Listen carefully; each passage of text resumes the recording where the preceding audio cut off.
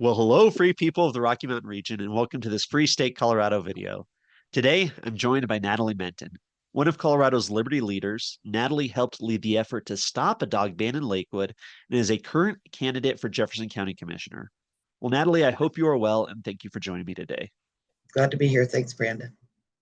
Well, in this video, we're going to be talking about the history of dog bans in Colorado, your experience with the one in Lakewood, and the Aurora dog ban repeal that will be voted on this November election. So let's get started. Sounds good. Perfect. So we titled the presentation Saving the Dogs in Colorado because some of these bans have life and death implications for people's pets, people's loved ones, as dogs often are part of the family. So we're going to explore kind of these animal protection laws, breed specific legislation, and kind of do a little bit of a deep dive here into what is going on right now in Colorado. So That sounds Natalie, good. Natalie, why don't you Cool. get us started here? Yeah, so this goes back a few decades. And maybe there's a lot of people actually now that if you said the term breed specific legislation, they'd actually not even know what you're talking about. They might think you're talking about dog breeders or some other kind of thing. But there used to be actually quite a few municipalities in Colorado that would ban certain types of dogs based upon their breed. And the most common one people might think of was a pit bull ban, but actually there is no pit bull. So it meant variations of different breeds. Um, there was a very serious incident involving dogs, uh, child, minister, that led to this breed specific legislation that we're going to talk about. And while people think about pit bulls being the one that comes to mind, if they even remember the days where we had these bans, there were actually a lot of breeds that were covered under that. And this really came to my attention at a time where I had dogs, but I had two or three at the time, probably three, and they were all German Shepherd mutts. And what really drew my attention to it was because, as I just mentioned, there have been different types of breeds. And although pit bulls were probably the most recent, notable one that's come up, and this will get to be more relevant here within a month or so, is that um, knowing that these breeds had bans had occurred over time and were put into place really based upon how a dog looked versus type of behavior. And so when these bans were put in place, it not only affected whether you could really own the dog um, or you had to give the dog up. I mean, the implications were pretty severe on this kind of thing where people were looking at having to move. They owned a home, they're going to have to sell, they were going to move, they were renting, they just had a full term lease, going to have to move. So there were a lot of implications. It made a lot of news. And if you want to go, looking at the cover here, Westward did an article back then where they had a dog, pit. Well, again, there is no pit bull, so it's probably American Staffordshire or something, with a noose around its neck. So there were a lot of implications about a really big problem with one of the animals that is actually well loved, but just because they looked a certain way, they were implicated within this issue that we were seeing. So if you want to go to the next slide, I'll keep going. So this page lists some of those breeds that I was talking about. So while pit bull is listed at the top there is, again, no actual dog breed called pit bull. You've got American Staffordshire Terriers. That's where you see in the picture there, if people remember the Little Rascals, there was a dog, I think his name was Petey. That would be along the terrier breed. For many years, that type of breed was actually known as a nanny dog, protecting youngsters. So if you look at the list here, we've got um, Cane Corso, German Shepherd, Rottweiler, Alaskan Malamute, Siberian Husky. These are different dogs that have been associated with breed specific legislation, and actually really just discrimination is the easiest word to put it, based upon their breed. And it's not only pit bulls. There have been throughout time these breeds that will somehow make like top line news. And when that occurs, then they get bulked into these things. Not only impact on like animal code, but even insurance. I mean, there's some carriers that do not want to necessarily insure homeowners if they have certain type of breeds. The issue there is we're not talking about behavior. We're talking about just an assumption based upon how the dog looks. And frankly, with DNA tests now, we know that there's dogs that have a really wide mix. You can have a dog that doesn't even look like a pit bull, do a DNA test, and again, term, and they'll find out, my dog's got 5% American Staffordshire Terrier or 90% or something like that. So there's been a lot of dogs with this. So you want to go to the next slide. I'll keep going with this here. And this is the history of the dog bans in Colorado. So I mentioned there was a very serious incident, and that was back in 1989. And that's when Denver enacted this first breed-specific legislation. And DNA tests were not commonly used at that time. So what it really meant was there were animal code officers who would look at the dog, and based off certain characteristics, whether it had blocky shoulders or it was short, because it actually Staffordshire Terriers, you're going to find it a little bit more stout, shorter. Did it have kind of a thick neck, a jaw that looked something like this, and how did the ears, it was basically a visual on the dog. Those code enforcement officers then would determine whether your dog was illegal or not. And if your dog was illegal, then you were going to have to relinquish the dog unless you could find some alternative. I spoke earlier about people having to move and all these, they have an apartment lease, they have to break the lease. That was because of these rules that impacted the dogs, the breed. You could not have them. And unless you would find a home outside of the jurisdiction, you were going to be probably giving up that dog, or you would have to have somebody else to take care of it.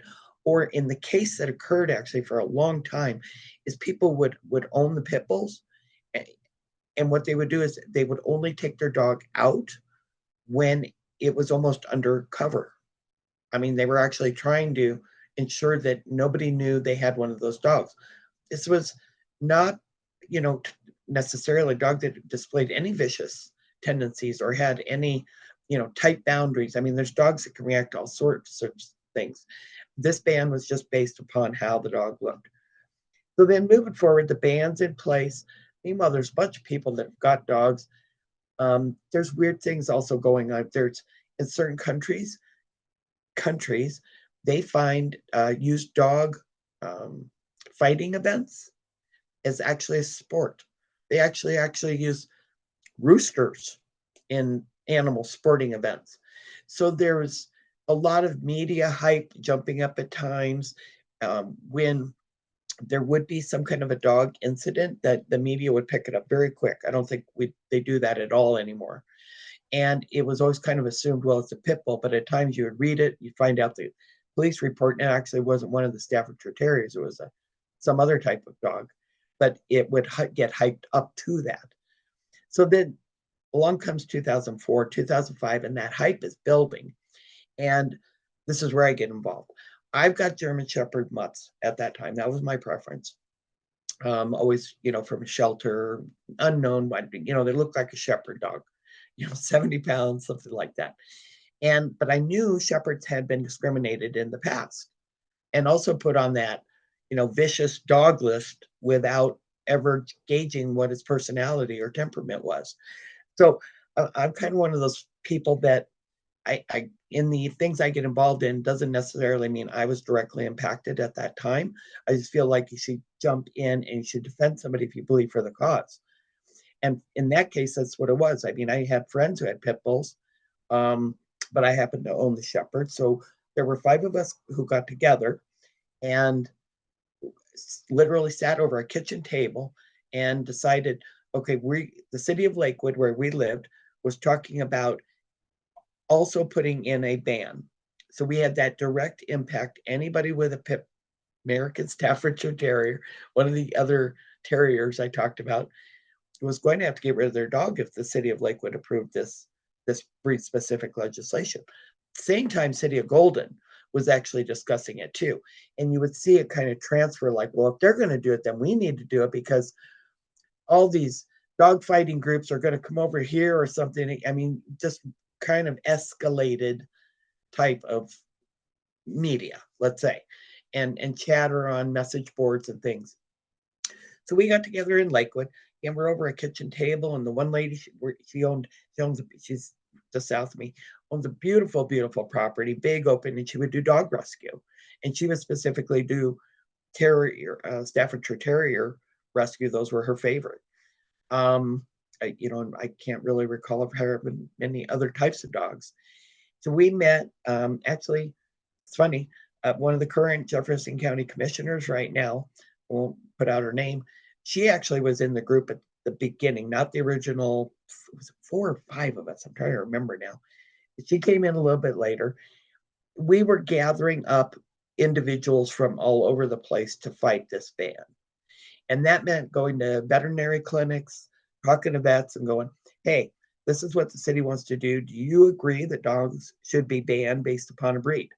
And all these vets are like, no, that's not what it's about. Dogs are not, there's, that's the wrong way to do it. It's discrimination. It's going to end up in a lot of harm to those who own good animals, responsible owners. And that is ultimately what was occurring in the other areas. So we got all these people to sign on and say we are opposing this ban in Lakewood, and then therefore, kind of by virtue, Golden also. And it was successful. The voices that we lined up, I don't remember if it was maybe at least 100 animal care professionals. I mean, so it wasn't just 4 or 5 women that had mutts and rescued dogs and talking. We had organizations, big ones, and vets locally saying, no, breed-specific legislation is not the answer to this.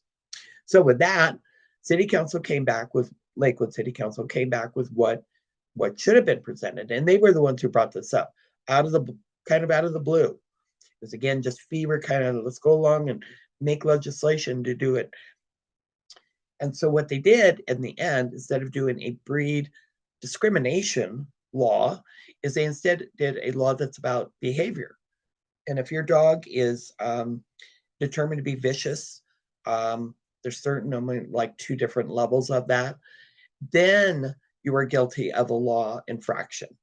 And then there would be an action of taking care of the problem. It wasn't just outright discrimination based upon, hey, here's 15 checkpoints and your dog looks like 4 of them. Sorry, you're gone. And so the law change to what it should be, and that is based upon behavior. And let's say, dogs have personalities, dogs have boundaries. We've taken basically dogs, out of the wild, essentially, from years ago. But it's also about owners. It's about an owner training a dog properly, and a lot of owners take in dogs that are, were abandoned, put in a shelter.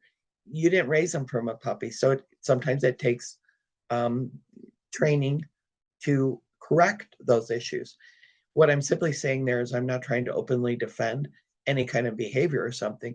It just really comes down to the behavior. And that responsibility is, 1, the dog has to also learn. 2, the owner needs to be able to take the dog and manage it. And there's always some situations where, personally, I think caution should be used. Children with unknown dogs, children can be, they're jumping around, running around. If a dog is not used to children doing that, then caution should be used until you feel safe. And that goes for any dog, though. It goes for a Chihuahua and a baby, or a big poodle mix and whatever. So with that, jumping forward, now that I've talked about what Lakewood stopped, because some women got together, city councilor Doug Anderson, he was one that told us what the city was thinking about doing. And then from there, a mass of people within this area saying, no, we're not going to do this. It stopped the ban. Well, that we weren't able to stop some other jurisdictions. We gave it a good attempt, but we were, in a sense, a lot of newbies at the dog organizing kind of a thing. So there were other jurisdictions that were moving along in the path and didn't have the, maybe the luck, the right circumstances, the right amount of volunteers that proceeded. Well, as it went on, whereas we had stopped it in its tracks, other jurisdictions have passed it. along comes 2018. Castle Rock ends its 26-year ban on breed specific legislation. And they were really the first in Colorado to reverse that long-standing law affecting dogs. And then 2019 is where then it started to really roll. Another city saw, this is not really what the problem wasn't what we thought it was. So we put this ban in, and now we realize it's wrong. We've actually inconvenienced a lot of good dog owners. We've taken a lot of dogs' lives, and we need a reverse. And if you want to jump to our next slide, I'm sorry. I think I covered that pretty well, unless you've got any comments on it. I probably Sure, went a little long. Sorry.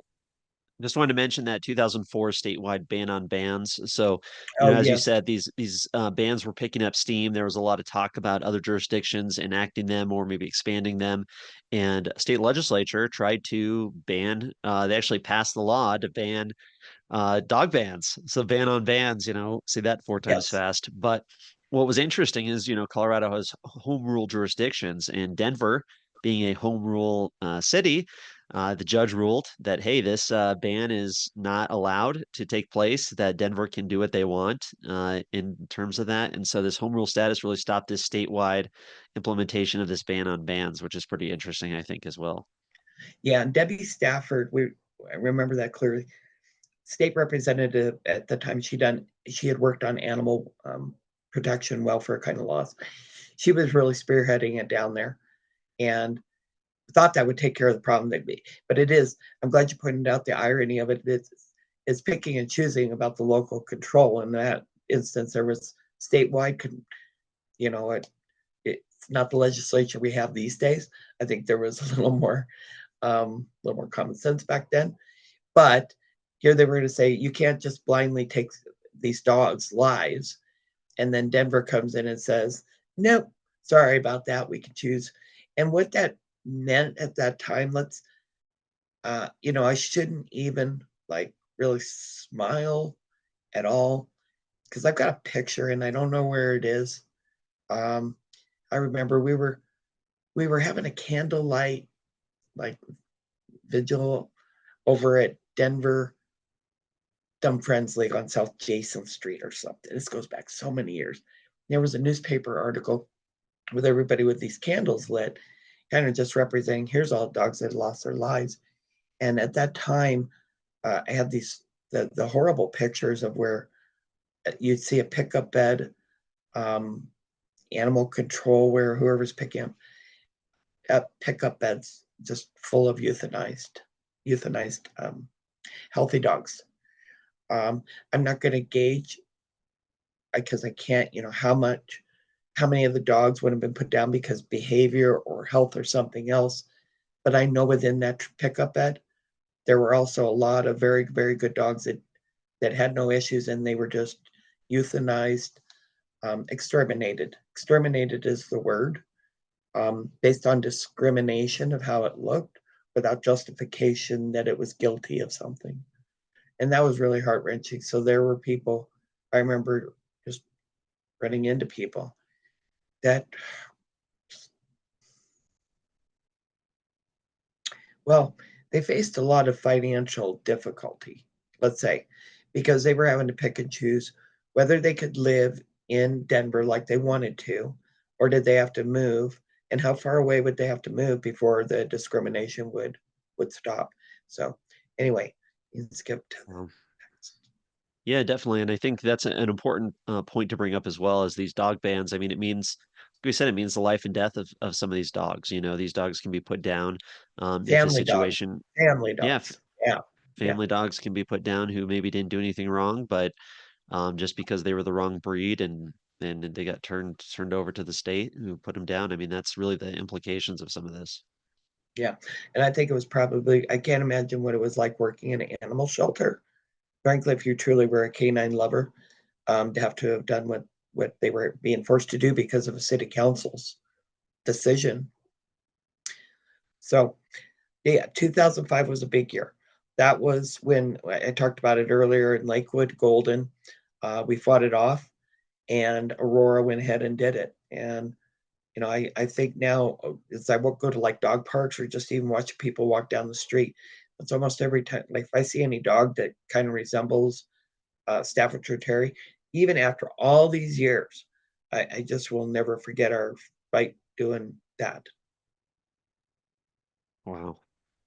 Yeah, I mean, here's a really horrible statistic here. This is from September 2009 in the Westward. The links there, of course, all the links can be found at freestatecolorado.com.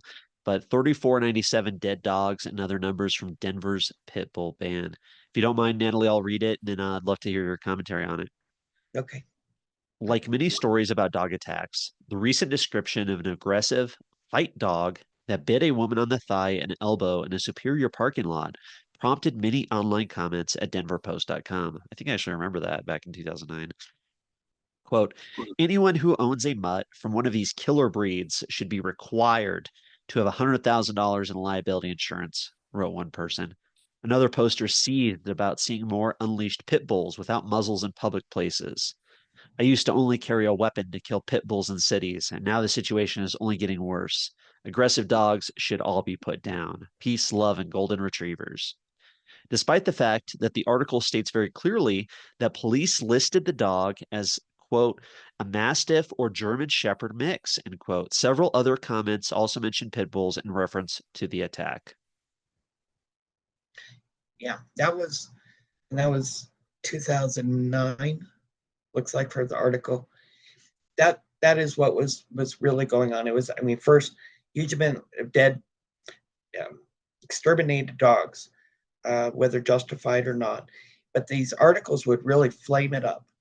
And is noted there at the end where it's talking about a Mastiff or a German Shepherd mix. It just we'd see it over and over and over in the media articles. Some may have been Staffordshire Terrier, whether it was a bite, um, nipping at the heel, bite in the hand, something like that. But the breeds would get automatically assumed that it was one of the pit bull types. But the more you would look at it, you would say, no, you go pull the or dog animal code report, police report, whatever it may be, and you would see a shepherd or a mutt. Mutt, you didn't even know, but just if there was a dog bite, then it was right away, it was a pit bull. So you think about right now, go to a dog park, and if you were to say, okay, everybody's got a German Shepherd, everybody's got a Husky, everybody's got the other ones, unless it's Terrier, you all have to go and stand on the side of the field, and everybody who was not in it, let's go over here. You'd be talking about half the people in a dog park, probably. So, but now people are so used to not having that breed specific legislation, they don't really understand where, gosh, I hate to say it, but where their freedom to walk their dog at you know, a well-behaved dog. Again, I understand they still want somebody coming back and going, you're just letting murderous dogs out there or something. I mean, I do understand there's behavior issues, um, with creatures of all types, whatever that may be. But this was just blind discrimination. So, um, and then it got rolled into almost like the old game of what's called telephone can or wherever, just, oh no, I heard this. And all of a sudden it was like, oh, there's this big mass of dogs. And you'd find out, no, later on, it was not even a terrier. It was, not a, something that, hurt somebody, but wasn't a life threatening thing. So it just gotten blown up. Go ahead. Yeah, that's a good point. And especially I think the point about the media, right? Because you see those news stories, you see those articles, and if it's sensationalized, if it's repeated on the news throughout the week, then it definitely gets in people's mind. But like you said, nowadays we just don't seem to hear these kind of stories. The stories are out there for sure. There's still some bad dogs or some dogs with behavior issues. There's bad owners. There's people who are teaching their dogs to be violent and training them that way. But it's interesting to see that the news stories really kind of drive a lot of this narrative. And of course, that's not uncommon these days and even back then, right? It's all about what's in the media is really what gets the attention, and that's where a lot of these laws come from. So just an interesting point, especially looking backwards, seeing with some of that clarity there about how the media can drive these narratives and really create policy. Yeah. Yes. Yeah. It's we dogs are not the only time it has occurred. Let's go that way. Yes. So you're gonna let's see what we got on this one. Um, oh, this is going back. Denver was trying to repeal. Um, and so this was an interesting event. And Denver now had the ban for decades. Unenforceable, there are people all over the place who had the dogs. Denver finally picking it up. Okay, we've got a law that's not justified based upon how it's written, based upon looks. And so they went to go to repeal it.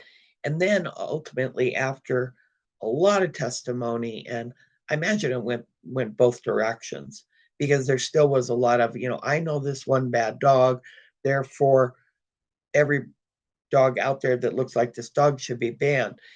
And then a ton of people too who were saying, you know what, I've got a biggest baby in the world.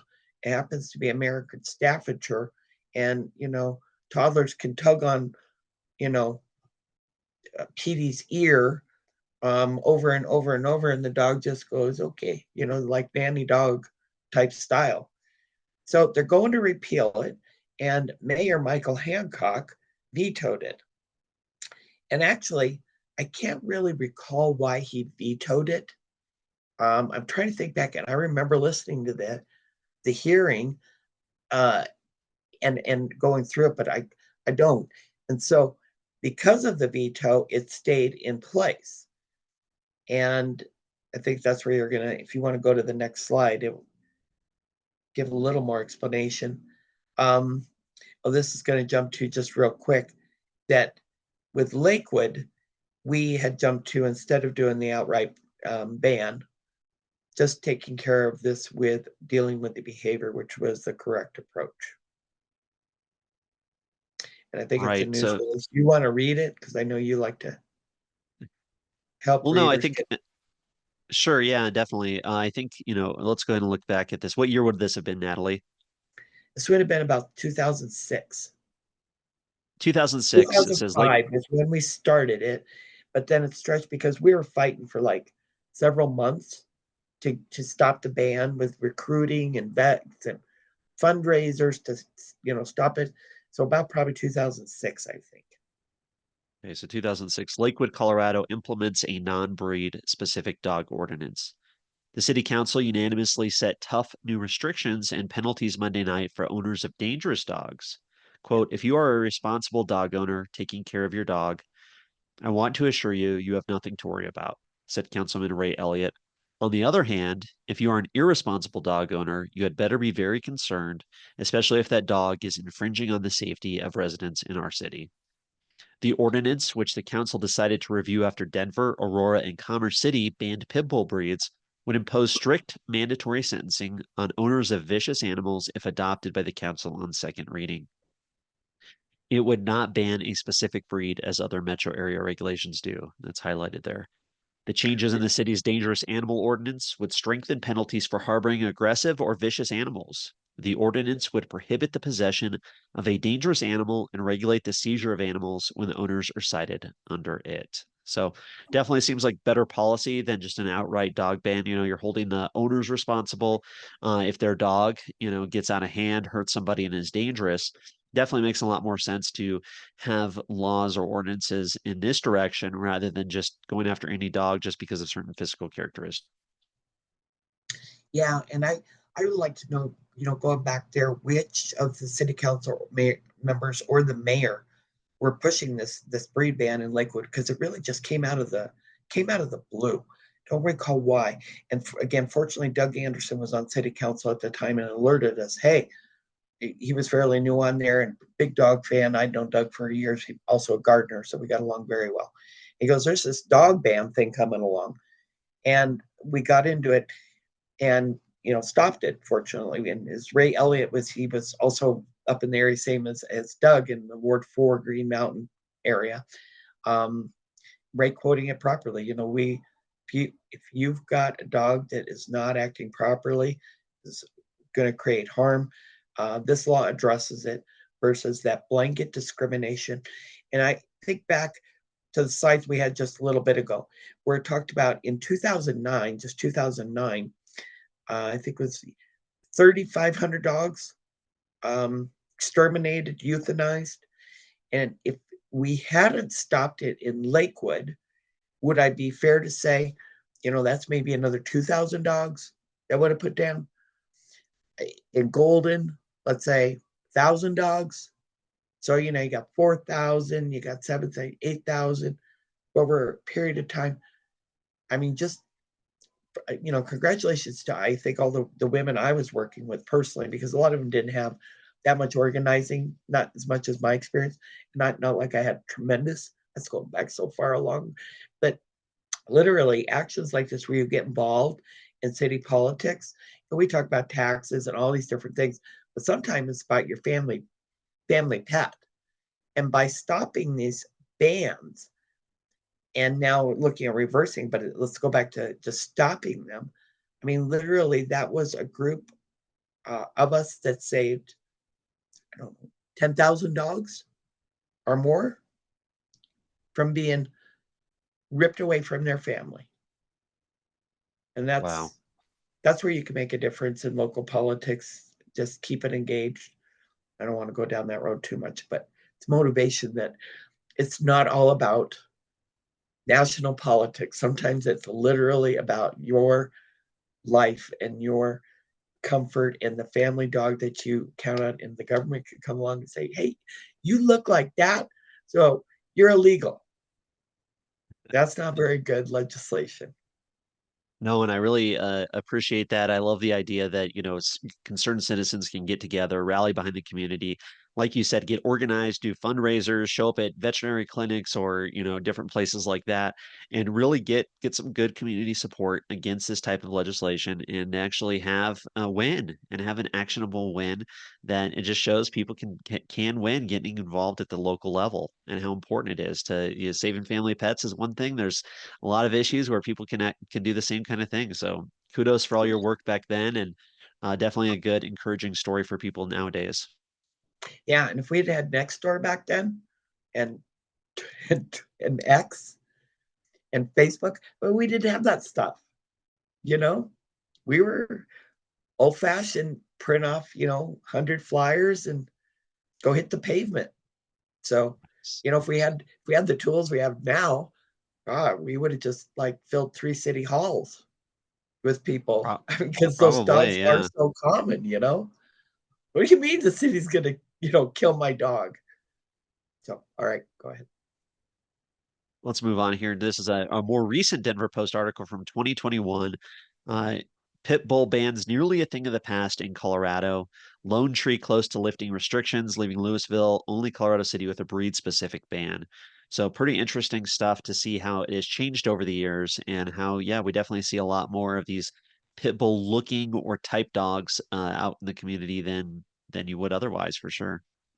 Yeah, and that was a lot of that the media, the word of mouth, and it's just grown over time. But there's still groups you'll find on social media that remember those things and really highlighting where it came from. Because if you looked at somebody who's like, I don't know, age 20, 25 right now, unless they're living in one of these oddball ones that are still banning breed types, most people don't even think of that concept. Like, I mean, I talked to a couple people and I said, yeah, I was involved in breed specific legislation. And they were like, oh, I don't think I like that. You're just letting them breed or something like that, because they didn't even know what I was talking about. Anyway, go Yeah, ahead. interesting stuff here. So, of course, this kind of leads us to today. This is an article from July of this year, 2024, from the Denver Post. Aurora voters set to decide pit bull ban's fate after judge rejected city council's repeal. Council refers measure on whether to allow controversial breed to November ballot. So, of course, this is one of the main reasons why this is such a topical story or concept these days, is because voters in Aurora are going to be deciding to repeal their dog ban. So interesting stuff. We'll see what happens. How do you think it's going to go, Natalie? One, the more I think about it, I think there's going to be a whole bunch of people when they finally realize what's on the ballot. They're just going to be really kind of super surprised. Like, what do you mean, Aurora's? My dog's been illegal. I'm going to visit my mom, and my dog's illegal. If I take her over to see grandma, you know, her grandkid, the pit bull, because that's how people think about their dogs. I've been a dog lover my whole life. Um, so first, I think people are going to be really surprised. And then when this measure goes on the ballot, I think it will be, gosh, I'm gonna have to, let's take a guess. I'm gonna go with, probably be totally wrong. 55% of the population will vote to get rid of the breed specific ban. Well, since we're making predictions, I'll go ahead and say 65 to 35. I think it's going to be a little bit more so because I think unless there's some media story, don't get me wrong, unless some media story comes out, I feel like this is going to be something that passes overwhelmingly. But we'll see. We put our predictions now. We'll see after the election on November 5th. Well, there's groups out there working. So, and I've talked to some of the very good ladies. I'm sure there's men too, but it just happened to be ladies I talked to who are already organizing, and they asked for a little bit of the experience, things we had learned again many years ago out in this area on the west side, and gave them some free hints. I mean, there's lots of free ways to get the word out. There you go. It's stopaurorapitbullban.com. And they are learning how to organize. And I think maybe you're going to be right, and it'll be closer to 2/3 voting. I think there'll be maybe just a little bit of confusion. People again going back to, what do you mean there's a ban and all of that. But this will be a good start. And then once they do that, then if there's any things they need to tighten up, and just use model legislation, which has been put into all these other cities, saying, hey, if you got dog behavior issues, this is what you go after, not just how a dog looks. Then Aurora can really set this straight. And, I don't know how they fix it with all the people that basically got screwed with over many, many, many years because of a ban that's really hard to enforce, not justified. And it's a shame that people are, not giving their dogs proper, exercise and different things simply because they were afraid to go outside with their dog. I remember talking to people and they go, because there were people reporting on one another.